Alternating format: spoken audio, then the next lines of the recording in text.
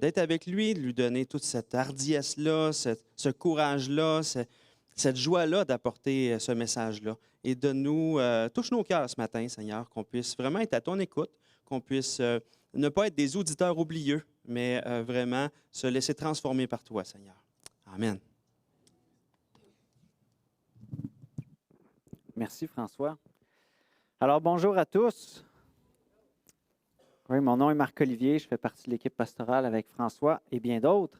Je suis content d'être avec vous ce matin.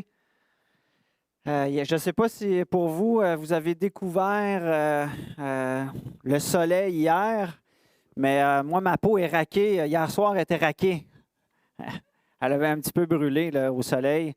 Mais c'était le fond pour aujourd'hui, pour être prête pour supporter le soleil aujourd'hui, avec notre beau pique-nique qu'on va avoir tout à l'heure. Si je vous pose une question, est-ce que vous êtes une personne anxieuse ou connaissez-vous quelqu'un d'anxieux autour de vous? Je pense que juste avec ces deux questions-là, on peut pas mal toutes se retrouver, hein, n'est-ce pas? On est tous soit anxieux ou on connaît quelqu'un autour de nous qui l'est. Et j'aimerais ça, tu sais, on est aux portes des vacances. J'aimerais ça qu'on puisse casser ça, cette anxiété-là, pour être capable de juste, c'est agréable, hein, profiter des vacances sans être trop sur le nerf avec tout ce qu'on peut vivre dans une vie.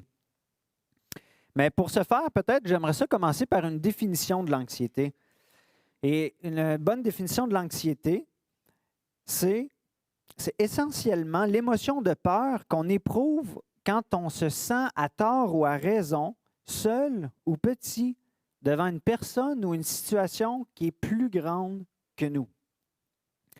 Et l'anxiété nous donne la certitude qu'une catastrophe va se produire et qu'on n'aura pas assez de grâce pour y faire face.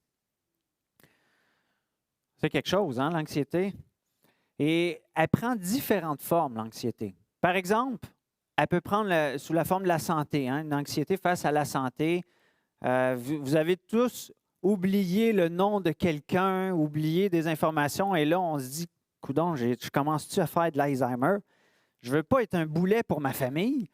Et là, on peut développer de l'anxiété comme ça. Ou si vous faites un test de santé puis que le docteur dit tout va bien, sauf la prostate, il y a quelque chose qui ne marche pas bien. Là, on s'imagine toutes sortes de scénarios, qu'est-ce qu'on va perdre. On a des images de personnes qui ont souffert énormément pour ça. Pour les femmes, c'est peut-être le cancer du sein, avec la peur de perdre sa féminité, puis la douleur qui est liée avec le cancer.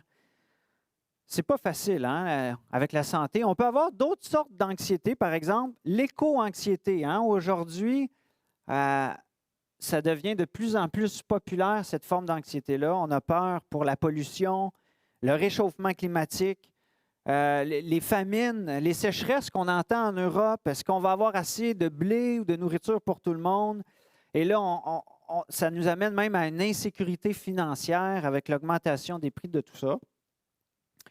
On peut aussi vivre de l'anxiété politique. Ce matin, avec la guerre en Ukraine, on se dit quel impact ça va avoir sur nous. Est-ce que nous aussi, on est en fragilité politique? Juste les décisions du gouvernement, les choix sociaux, ça peut créer beaucoup d'anxiété. Et là, je parle d'anxiété ce matin, peut-être que là, ça réveille en vous toutes sortes d'affaires, puis non, là, je commence à me sentir mal. Mais vous savez, dans ce monde rempli de dangers qui nous dépassent, on peut dire qu'être humain, être humain, c'est en quelque sorte avoir peur, n'est-ce pas? Et si je vous demandais à vous personnellement, c'est quoi votre plus grande peur, quelle serait-elle? Est-ce que c'est de perdre tous vos biens? Est-ce que c'est la peur des hauteurs, la peur de la mort, la peur de la maladie, d'être abandonné, seul? La persécution? Réfléchissez et probablement que vous avez une peur comme tout être humain. Qu'est-ce qu'on peut faire dans ces situations-là? Hein? Qu'est-ce qu'on fait quand on a peur? Face à nos peurs, on a tendance en tant qu'être humain à se concentrer sur notre peur. Elle est là, on la regarde, on l'étudie, on s'en nourrit, on en parle on veut chercher conseil, on va trouver des personnes qui ont peur comme nous de la même affaire. Ça va nous rassurer ou peut-être que si on trouve qu'ils ont plus peur que nous, là, on est encore plus rassurés. Et là, on devient des propagateurs de notre propre peur. Hein? C'est pas des bonnes nouvelles qu'on propage, c'est ce qui est devant nos yeux, ce qu'on se nourrit. Et ça ne nous aide pas. Et le problème avec ça, c'est qu'on rumine. On rumine le sujet de notre anxiété. On la propage et on tente de faire confiance à nous-mêmes, à nos propres moyens, au lieu de se tourner vers le roi des rois, le roi tout-puissant. Et ça, c'est peut-être encore plus épeurant que notre peur, de se tourner vers quelqu'un d'autre que notre Dieu tout-puissant. Et quoique la peur est quelque chose qui puisse nous paralyser, nous faire souffrir et nous dominer, c'est en quelque sorte le plus beau des problèmes. Parce que la parole de Dieu est remplie de versets rassurants face à notre anxiété. Et la parole de Dieu, elle est puissante. Quand Dieu dit un mot, la chose s'accomplit. Ça, c'est rassurant. Et ce matin, j'aimerais ça qu'on laisse le commandement le plus fréquent dans la Bible nous rassurer, nous enseigner. Et ce que Dieu nous ordonne à plus de 300 reprises dans la parole de Dieu, c'est « ne crains pas ». Ne crains pas. Et ce commandement-là ne signifie pas « Hey, arrête de t'inquiéter, c'est clair? » C'est stressant, ça. C'est pas comme ça que Dieu l'exprime. C'est plutôt « Je t'aime, je suis avec toi. N'aie pas peur, je te supplie, fais-moi confiance, je suis là. » Donc, c'est rassurant. Ça, c'est rassurant d'entendre notre roi des rois parler comme ça, parce qu'on a besoin de quelqu'un de plus grand et de plus fort que notre sujet d'anxiété pour pouvoir être rassuré. Et Dieu, finalement, il nous dit, ne panique pas et regarde bien ce que je vais faire. Panique pas, regarde bien, je suis là. J'aimerais ça qu'on regarde ensemble dans la parole de Dieu quelques passages qui nous montrent un petit peu l'expérience de personnes qui ont vécu des situations, on va dire, anxiogènes et qui ont eu l'opportunité de se voir offrir le remède contre l'anxiété. Et le premier passage que j'aimerais qu'on tourne ensemble, c'est celui du peuple d'Israël qui venait de se faire délivrer du pharaon d'Égypte, auquel le peuple avait été esclave pendant 400 ans. Et maintenant, Dieu les délivre. Mais une fois délivrés, Dieu va demander quelque chose au peuple d'incompréhensible. Et on le voit dans Exode chapitre 14, versets 1 à 3. Exode chapitre 14, versets 1 à 3. L'Éternel parla à Moïse et dit, « Parle aux enfants d'Israël qu'ils se détournent et qu'ils campent devant Pi-Hahiroth, entre Migdol et la mer, vis-à-vis de Baal-Tsephon. C'est en face de ce lieu que vous camperez près de la mer. Pharaon dira des enfants d'Israël, ils sont égarés dans le pays. Le désert les enferme. » Donc, Dieu, il les délivre, il les amène dans le désert, il les sort du pays d'Égypte victorieusement avec plein de trésors après avoir fait tomber plein de plaies douloureuses sur le pays d'Égypte. Mais là, il leur dit, revirez de bord, puis campez proche de la mer. De sorte que le Pharaon va croire, ils sont perdus, ils sont égarés. Et vous savez quoi? Nous, aujourd'hui, on a le privilège de savoir le plan de Dieu, qu'est-ce qu'il avait planifié, mais le peuple d'Israël n'avait pas encore saisi un petit peu la leçon. Peut-être qu'eux autres, ils se pensaient, eux autres aussi, un petit peu égarés. Hein? Puis qu'est-ce que Dieu est en train de faire là? C'est complètement contre-productif. Et on le voit dans les versets suivants, dans Exode 14, versets 11 à 14. Voici ce que le peuple répond. « N'y avait-il pas des sépulcres en Égypte sans qu'il fût besoin de nous mener mourir au désert? Que nous as-tu fait en nous faisant sortir d'Égypte? N'est-ce pas là que nous te disions en Égypte, laisse-nous servir les Égyptiens, car nous aimons mieux servir les Égyptiens que de mourir au désert? Moïse répondit au peuple, ne craignez rien, restez en place et regardez la délivrance que l'Éternel va vous accorder en ce jour, car les Égyptiens que vous voyez aujourd'hui, vous ne les verrez plus jamais. L'Éternel combattra pour vous et vous gardez le silence. Vous savez, Dieu utilise souvent des situations précaires, des situations où on ne voit pas d'issue pour nous apprendre les plus grandes et les plus précieuses leçons. Et Dieu demande probablement la plus contre-intuitive qu'on ne peut pas imaginer à des gens comme vous et moi. Il leur dit devant une armée qui s'approche, reste là, sans armes, sans endroit pour t'enfuir, puis garde le silence. Hey, c'est-tu ça qu'on a le goût de faire? Tu sais, quand on est dans une situation où on se sent coincé, rester là, muet, à rien faire, puis à attendre. On n'a pas le goût, on a le goût. Il faut prendre des armes, il faut faire de quoi? Il faut fuir, il faut s'en aller, on n'arrivera pas. Mais là, non, Dieu leur demande, restez là, regarde bien ce que je vais faire. Et c'est ça. C'était la situation idéale pour apprendre une leçon de Dieu contre l'anxiété. Et la première leçon que j'aimerais qu'on retienne ce matin, c'est celle du timing. Le principe du timing de Dieu. Dieu ne se conforme pas à notre horaire. On va le voir dans les versets suivants. Qu'est-ce qui s'est passé? En ce jour, dans Exode 14, 30, 31, en ce jour, l'Éternel délivra Israël de la main des Égyptiens, et Israël vit sur le rivage de la mer les Égyptiens qui étaient morts. Israël vit la main puissante que l'Éternel avait dirigée contre les Égyptiens. Et le peuple, qu'est-ce qu'il fit? Il craignit Dieu. Il craignit l'Éternel. Et il crut en l'Éternel et en Moïse, son serviteur. Wow! Il y a quelque chose d'extraordinaire qui s'est passé. De la crainte des Égyptiens, ça s'est retourné vers un profond respect affectueux envers le Dieu Tout-Puissant, qui est beaucoup plus puissant que les Égyptiens.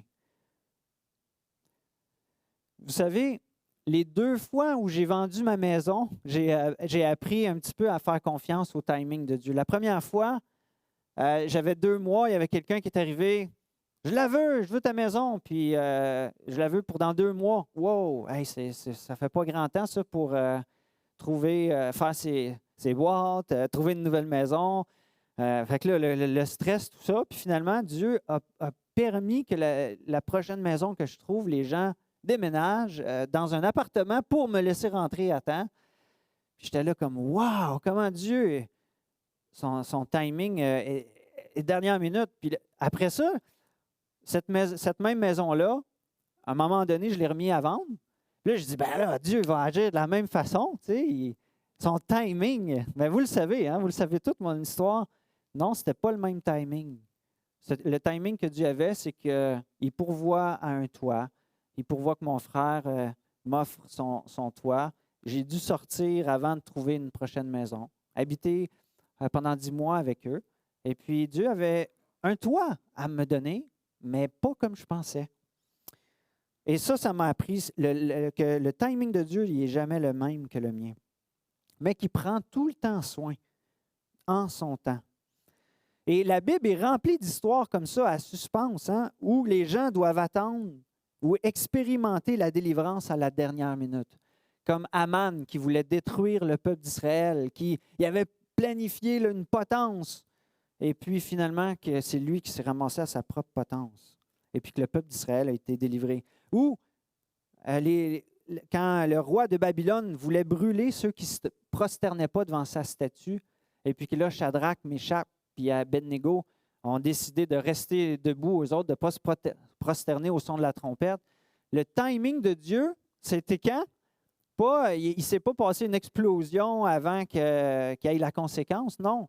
Ils ont été pris, ils ont été jetés dans le feu, vivant dans la fournaise, Et c'est à ce moment-là que la délivrance s'est opérée, dans la fournaise. Il y a plein d'histoires comme ça et de promesses dans la parole de Dieu pour nous apprendre à goûter sa paix, à apprendre son timing. Et vous savez, Jésus a dû attendre un timing particulier. Il a dû attendre le timing de la mort pour goûter au timing de la résurrection, pour nous assurer que même la mort ne serait pas assez grande pour nous priver de la délivrance de Dieu. Parfois, on va faire plus confiance plutôt à nos moyens. Je ne veux pas traverser ce que Dieu veut me faire traverser. Je veux utiliser mes propres moyens. Un peu comme Israël, hein? N'y avait-il pas des sépulcres en Égypte pour qu'on meure là, au lieu de nous faire traverser ça? Mais Dieu veut nous apprendre à le laisser agir en son temps, parce que tout ce qu'il fait est parfait en son temps. Il y a une petite chanson qui est là-dessus, peut-être que vous vous rappelez. Donc, vivez-vous en ce moment une situation où vous vous sentez coincé, une situation où vous êtes tenté d'intervenir par vos efforts plutôt que de faire confiance au timing de Dieu? Ou avez-vous déjà expérimenté ce timing-là de Dieu auquel vous ne vous attendiez pas? Prends le temps cette semaine, réfléchis à ça et partage-le. Partage-le. Partage cette situation où tu te sens coincé à Dieu, à ton frère ou à ta sœur. Priez pour ça. Et partage aussi les délivrances que tu as pu vivre afin de laisser Dieu agir en son temps. Un deuxième principe contre l'anxiété, que la révélation de Dieu nous est présentée dans les textes qu'on a lus ou qu'on va lire, c'est le principe de la manne de Dieu. La séparation de la mer, hein, quand les Égyptiens ont attaqué Israël qui était coincé, puis que là, finalement, Dieu a séparé la mer en deux, ils ont traversé, puis la mer s'est refermée sur les Égyptiens, ce n'était que le début. Et quand Jésus nous enseigne plus tard dans les Évangiles, dans Matthieu 6, de ne pas s'inquiéter du lendemain, et car le lendemain aura soin de lui-même, et qu'à chaque jour suffit sa peine, il nous rappelle ce qu'Israël a vécu dans le désert par la suite de la délivrance de la mer d'Égypte. Parce que rendu là, ils avaient été délivrés, ils ont vu Dieu. Qu'est-ce qui se passe après ça? Ils marchent pendant quelques jours, puis là, les ressources s'épuisent. Les sacs à dos se vident. Ils n'ont plus de nourriture. Et qu'est-ce qui se passe encore? Le peuple commence à préférer l'Égypte que de mourir de faim dans le désert. Mais vous savez quoi? Dieu gardait en réserve sa provision et leur donne la manne pour les nourrir chaque jour miraculeusement. Voici ce qui nous est dit dans Exode, chapitre 16, verset 35. Il est dit, « L'Éternel dit à Moïse, « Voici, je ferai pleuvoir pour vous du pain du haut des cieux. Le peuple sortira et en ramassera jour par jour la quantité nécessaire afin que je le mette à l'épreuve et que je vois s'il marchera ou non selon ma loi. » Dieu avait prévu une épreuve et on voit le résultat final dans Exode 16, 35. Les enfants d'Israël mangèrent la manne pendant 40 ans jusqu'à leur arrivée dans un pays habité. Ils mangèrent de la manne jusqu'à leur arrivée aux frontières du pays de Canaan. Et dans Josué 5, 12, la manne cessa le lendemain de la Pâque, quand ils mangèrent du blé du pays. Les enfants d'Israël n'eurent plus de manne, ils mangèrent des produits du pays de Canaan cette année-là. N'est-ce pas extraordinaire? Dans leur périple, Dieu pourvoit chaque jour à de la nourriture et le lendemain de la Pâque, qui est une démonstration de la providence, de la grâce de Dieu qui pourvoit aussi pour sauver leur vie et donner un substitut, bien, le lendemain, et quand ils arrivent dans le pays où là, il y a des ressources, la manne arrête, juste au bon moment. Donc, la manne, elle a fait bien plus que juste nourrir les personnes. Elle a servi de leçon pour vaincre l'anxiété et pour apprendre à faire confiance à Dieu. Le peuple dépendait directement de Dieu pour leur subsistance parce que dans le désert, il n'y avait rien pour les nourrir. Il n'y avait pas de nourriture dans un désert pour nourrir 1 million de personnes, là. Donc, à travers la manne, la première leçon, c'était « Regarde, je pourvois suffisamment à tes besoins aujourd'hui. Saisis ce que je te donne, puis réjouis-toi.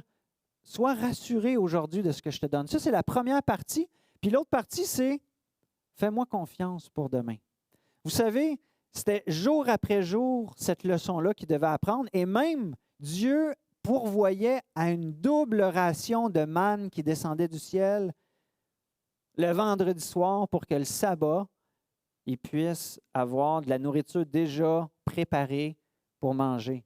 Ce n'est pas extraordinaire que Dieu prévoit de la nourriture même pour le jour du repos d'avance. Une journée par semaine, il y a le double qui tombe. Oui, mais si demain, on va en manquer, hein? Puis c'est arrivé, hein, au début, les gens sortaient, ils en prenaient plus, la nourriture moisissait, ils sortaient le jour du sabbat, puis oh non, il n'y a rien, parce qu'il avait déjà prévu la veille. Donc, Dieu voulait leur apprendre le principe de la manne. Et après 40 ans, je pense qu'ils ont commencé à comprendre que Dieu pouvait pourvoir à leurs besoins. Et je vous pose la question ce matin, dans quel domaine de votre vie avez-vous besoin de la manne de Dieu? Est-ce que c'est pour l'avenir de vos enfants? Faire confiance que Dieu va prendre soin de vos enfants. Est-ce que c'est pour avoir l'affection nécessaire dans votre vie, que Dieu va pourvoir à ce sujet-là? Hein, des fois, on se dit, si je suis les principes de Dieu, là, oublie ça, je vais me ramasser tout seul. Tous les maris ou les femmes vont être pognés, vont s'être trouver quelqu'un avant le temps.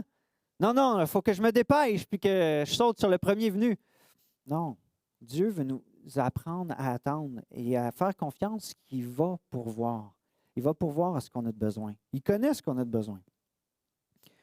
Est-ce que c'est pour vos besoins matériels et financiers que vous avez besoin de la manne de Dieu?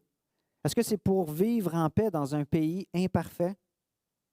Est-ce que c'est pour traverser les persécutions futures? Vous savez, l'être humain, ce qu'il a tendance à faire, c'est pas le premier réflexe, c'est pas de faire confiance à Dieu, c'est je vais m'économiser 40 ans d'économie pour pouvoir passer une bonne retraite, pour être réellement en paix puis me sentir en sécurité. Ou parfois, on se dit, je vais déménager sur une île déserte, loin de la guerre, puis pour pouvoir vivre en paix, puis c'est là que je vais me sentir bien. Et le mensonge de « j'ai pas assez suffisamment de manne dans ce domaine de ma vie », ça l'obscurcit la vérité de Dieu qui pourvoit une quantité régulière de manne juste assez suffisante pour combler nos besoins. Et oui, on va vivre une espèce de tension. Oui, j'en ai assez aujourd'hui, mais là, demain, hein, on va vivre un genre d'anxiété. On va se sentir limité, pas au contrôle, et ça nous éprouve. Mais en même temps, c'est le moyen que Dieu utilise pour nous transformer lui-même, pour nous apprendre à ne pas paniquer et pour reconnaître que lui-même est au contrôle et qui nous raffine et nous fait grandir dans la foi. Et vous savez quoi?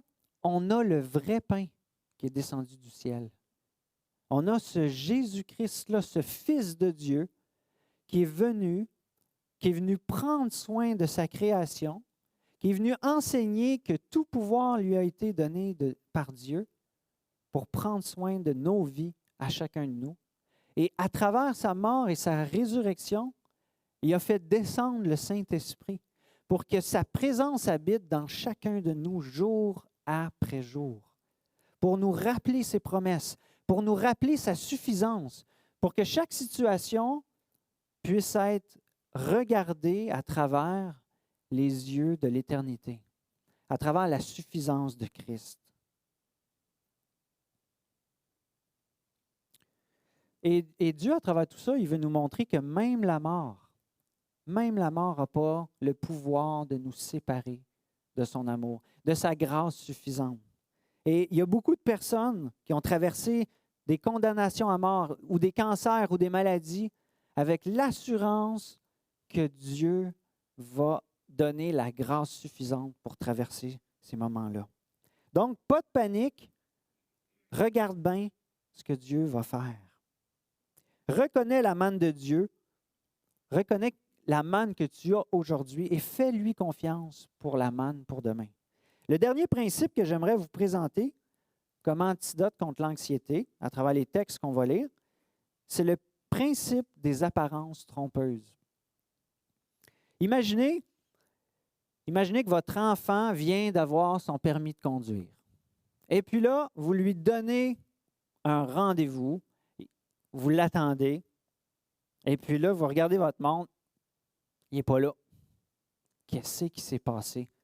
Pourquoi il ne m'appelle pas? Pourquoi il ne donne pas de signe de vie? Vous vous mettez à dire, non, ça y est, il a pris un accident. Les images arrivent dans votre tête avec le sang et tout ce qui aurait pu arriver. Et là, vous paniquez, vous êtes pris d'anxiété. Tout à coup, votre garçon arrive enfin avec un beigne et un café. Il s'est arrêté au Tim Hortons. Il avait essayé de vous rejoindre, mais votre cellulaire était fermé. Hein? Et tout ça pour nous dire, parfois les apparences sont trompeuses. On peut s'imaginer des choses et ce n'est pas le cas. Et ça peut arriver aussi, des fois c'est plus subtil que ça. Par exemple, quand on craint les autres ou qu'on leur donne trop d'importance ou qu'on les aime trop, hein, quand ce qu'ils pensent de moi, ça vient tellement nous affecter que là, on leur donne le pouvoir de nous dominer et on tombe dans le piège des apparences trompeuses. Ils vont devenir, ces personnes-là, inévitablement une source d'anxiété pour nous. Ce qu'ils pensent vient tellement nous dominer qu'on stresse, on n'arrive plus à être libre et on devient anxieux. Mais là, vous allez vous dire, ouais, mais qu'est-ce qui arrive quand on est face à une situation où on est devant une personne, une menace de personne qui est plus grande, plus forte, plus intelligente ou plus nombreuse? Là, j'ai vraiment raison d'avoir de l'anxiété. Et comment ne pas être paralysé par la peur? Et ce point-là est autant important que le timing de Dieu puis la manne, hein?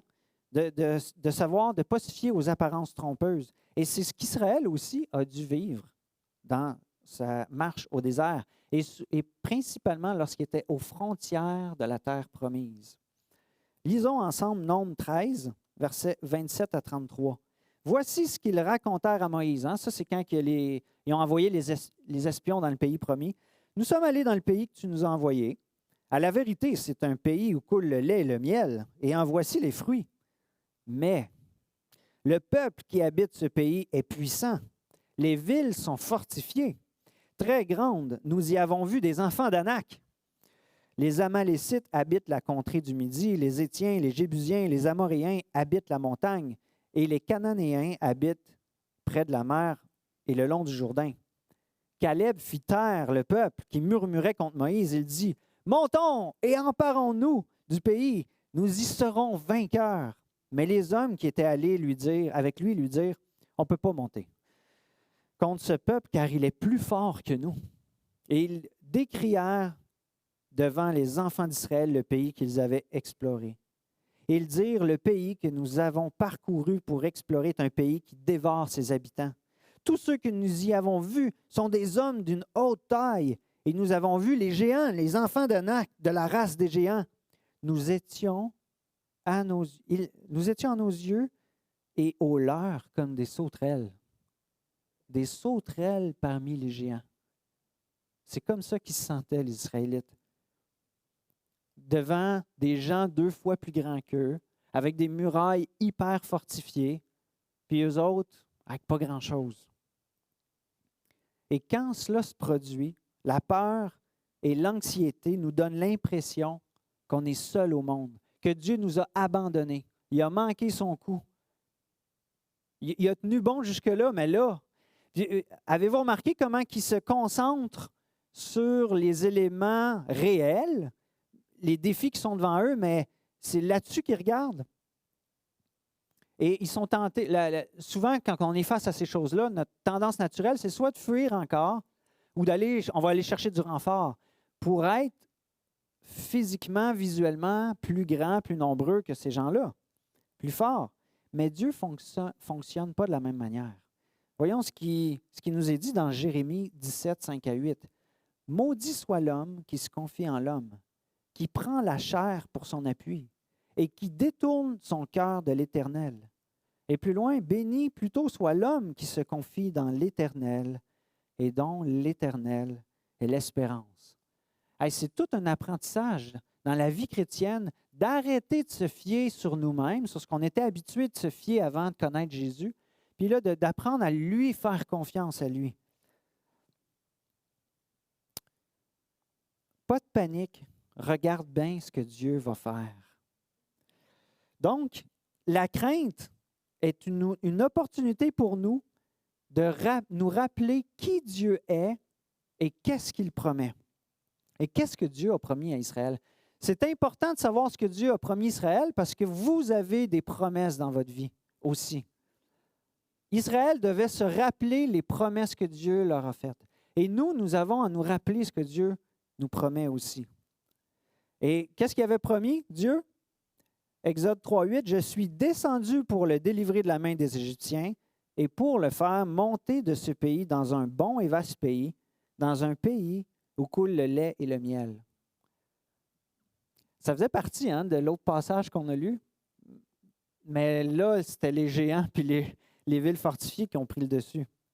Non seulement Dieu avait promis de leur donner ce pays-là, je vais vous le donner, OK, mais il avait promis d'être avec eux, d'être avec Moïse, de les accompagner. Dans Exode 33, 14, il est écrit « Je marcherai moi-même avec toi et je te donnerai du repos. » Donc, ne vous fiez pas aux apparences lorsque Dieu dit qu'il est avec toi. Même l'épreuve la plus grande que tu vas traverser ne pourra pas t'empêcher d'accomplir la mission que Dieu te donne. Si Dieu dit « Je suis avec toi », oui, il va y avoir des obstacles, mais ils ne seront jamais assez grands pour empêcher l'œuvre de Dieu de s'accomplir. Donc, aujourd'hui, Dieu promet à tous les disciples d'être avec eux chaque jour. C'est ce que Dieu nous promet, n'est-ce pas? Est-ce qu'on a à s'inquiéter, à se laisser paralyser par les défis de la mission que Dieu nous donne? Dieu dit, je vais être avec toi chaque jour, jusque dans l'éternité. Rien ne va te séparer de mon amour. Aucune puissance va arriver à arrêter l'expansion de l'Église. Tous tes cheveux sur ta tête sont comptés par Dieu. Vous vous rappelez sûrement l'histoire d'Élisée, hein? Élisée puis son serviteur, il se faisait poursuivre par l'armée du roi de Syrie. Et puis là, il voit une grande armée s'approcher, puis il est tout seul avec son serviteur.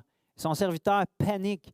« On est mort! Qu'est-ce que tu veux qu'on fasse? » Et ce serviteur a eu besoin qu'Élisée lui demande à Dieu de lui ouvrir les yeux sur la vraie réalité. Et quand ses yeux se sont ouverts, qu'est-ce qu'il a vu? L'armée d'anges, encore beaucoup plus nombreuse que l'armée qui était devant eux. Comme ça a été rassurant, hein? Donc, réalisez-vous, moi quand je pense à ça, là, ça me fait réaliser tout ce que je vois avec mes yeux, tout ce que je vois, toutes les circonstances qui peuvent m'environner, ils doivent être interprétés avec la réalité spirituelle que Dieu nous communique. Je ne peux pas me fier à ce que je vois. Parce que ce que je vois, mon expérience avec mes yeux humains, c'est comme charnel. Mais il y a une réalité spirituelle au-dessus qui nous est révélée à travers les Écritures. Et je dois regarder la réalité, les circonstances avec ce filtre-là. Parce que si je me fie juste à ce que je vois, je vais paniquer. Je vais mettre Dieu de côté dans ma tête, je vais oublier cette réalité-là, puis je vais me fier juste aux apparences. Si Dieu ouvrait vos yeux aujourd'hui sur votre situation, qu'est-ce que vous voyeriez de différent? Aujourd'hui même, devant toutes les choses ou les personnes qui sont plus grandes que toi, Dieu veut te rappeler qu'il règne, qu'il est là pour toi. Donc, en conclusion, fais confiance au timing de Dieu. Saisis la grâce que Dieu te donne aujourd'hui et fais confiance à la manne qu'il va pourvoir pour toi demain. Ne te fie pas aux apparences trompeuses, mais à la présence de Dieu dans ta vie et à ses promesses. Marque-les sur ton cœur, ces promesses-là, qui vont te servir quand tu vas être mises à l'épreuve dans des circonstances difficiles. Fait que, pas de panique. Regarde bien ce que Dieu va faire. Amen. Et vous savez quoi? Faire confiance. L'équipe peut monter, là, l'équipe musicale. Vous savez quoi? Faire confiance dans la présence de Dieu dans votre vie va faire de vous des porteurs d'espoir. Vous n'allez plus être des porteurs de mauvaises nouvelles. Ça va mal dans ma vie, ça va mal dans le monde, ça va mal dans l'Église, ça va mal. Vous allez commencer à porter l'espoir. Dieu va agir en son temps. Dieu va prendre soin de toi demain. Fie-toi pas aux apparences. Faisons confiance à la présence de Dieu. Je vais prier. Merci, Éternel, pour ta parole. Merci parce qu'elle est tellement rassurante. Merci parce qu'elle a été éprouvée, parce que chaque chose que tu as promis, chaque chose que tu déclares s'accomplit. Seigneur, nous l'avons vu dans le peuple d'Israël et nous sommes appelés aujourd'hui, en tant que tes enfants, à te faire confiance, que tu es là. Seigneur, remplis mes frères, mes sœurs et moi-même d'espoir, de ton espoir rassurant. Donne-nous ta paix, donne-nous ta paix autant dans les vacances qui s'en viennent que dans les situations chaotiques, dans ce monde brisé par le péché dans lequel nous nous trouvons. Et nous te demandons ces choses dans le précieux nom de Jésus. Amen.